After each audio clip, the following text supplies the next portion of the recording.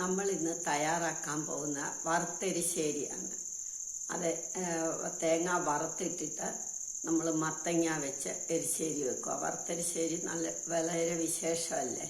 അതെങ്ങനെയാണ് വറുത്തെരിശ്ശേരി വെക്കുന്നതെന്ന് നമുക്ക് നോക്കാം. ഇതിന് വേണ്ടുന്ന സാധനങ്ങൾ: 1/4 കിലോ മത്തങ്ങ അരിഞ്ഞത്, അരയ്ക്കാൻ 1/4 കപ്പ് തേങ്ങയും 1 ടീസ്പൂൺ മുളക് പൊടി. ഇത്രയും മതി അരയ്ക്കാൻ. വറക്കാൻ 1/4 കപ്പ് തേങ്ങായ, കടുക്, മുളക്, 5-6 കറിവേപ്പിലയും വേണം. കഷ്ണം വേവിക്കാൻ മഞ്ഞൾപ്പൊടി, ഉപ്പും. ആദ്യം വൻപയർ വേവിക്കണം. 2 ടേബിൾ സ്പൂൺ വൻപയർ. നമുക്ക് ആദ്യം ഇത് കഴുകി വേവിക്കാം. നമ്മുടെ പയർ വെന്തു. ഇനി നമുക്ക് മത്തങ്ങയും മഞ്ഞൾപ്പൊടി, ഉപ്പും ഇടാം. ഉപ്പിട്ട് മഞ്ഞൾപ്പൊടി ഇട്ട് കുറച്ചുകൂടെ വെള്ളം ഒഴിച്ച് ഒന്നും കൂടി വേവിക്കാം. ഇനി ഇത് നന്നായിട്ട് വേവട്ടെ. കുക്കറടച്ച് ഒന്നും കൂടി നന്നായിട്ട് വേവിക്കാം. കുക്കർ തുറന്ന് നോക്കാം നമുക്ക്. പാകത്തിന് വെന്തിട്ടുണ്ടല്ല. ഇനി ഒന്നും കൂടി കത്തിക്കാം. ഇനി നമുക്ക് ഇതൊന്ന് ഉടയ്ക്കാം. നന്നായിട്ടൊന്ന് ഉടയ്ക്കാം.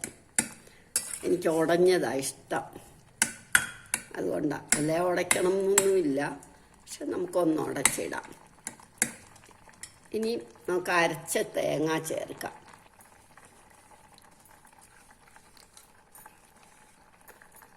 പുളിശ്ശേരിക്ക് അരയുന്ന അത്ര അരയണ്ട, അവിയൽ പോലെ പോരാതാനും.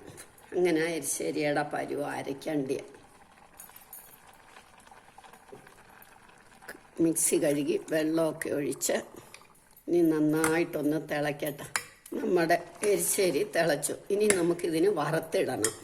ഇതങ്ങോട്ട് മാറ്റി വെച്ചിട്ട് വറക്കാനുള്ള പാത്രം എടുക്കാം.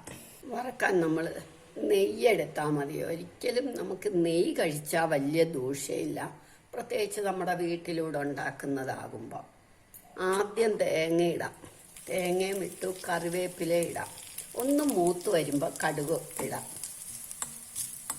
തേങ്ങ ഒന്ന് മൂക്കുമ്പോൾ കടുക് ഇട്ടാൽ മതി. നന്നായിട്ട് ചുമക്കണം. ഇനി നമുക്ക് കടുക് കൂടി ഇടാം. കടുക് ഇതിൻ്റെ കൂട്ടത്തിൽ നന്നായിട്ട് മൂക്കുമ്പോഴത്തേക്ക് കടുക് പൊട്ടും. മുളകും ഇടാം. നന്നായി ചുമക്കണം. തേങ്ങ കുറെ കൂടെ ഉണ്ടെങ്കിലും നല്ലതാ. തേങ്ങ കൂടുതൽ വറുത്തിടുന്നേ നല്ലതാ. ഞാൻ കുറച്ചേ എടുത്തുള്ളൂ എന്നുള്ളതേ ഉള്ളൂ. എത്ര തേങ്ങ വറുത്തിടാം അത്ര നല്ലതാ. തേങ്ങ മൂക്കുന്ന ഒപ്പം കടുക് പൊട്ടിക്കോളും. കടുക് നമ്മൾ പ്രത്യേകം ഇടണ്ട.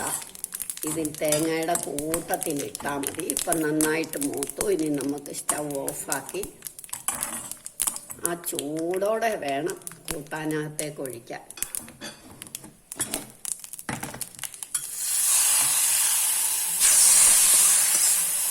നേരത്തെ വറുത്ത് വെക്കരുത്, അത് സ്വാദില്ല. അപ്പം തന്നെ വറുക്കാം.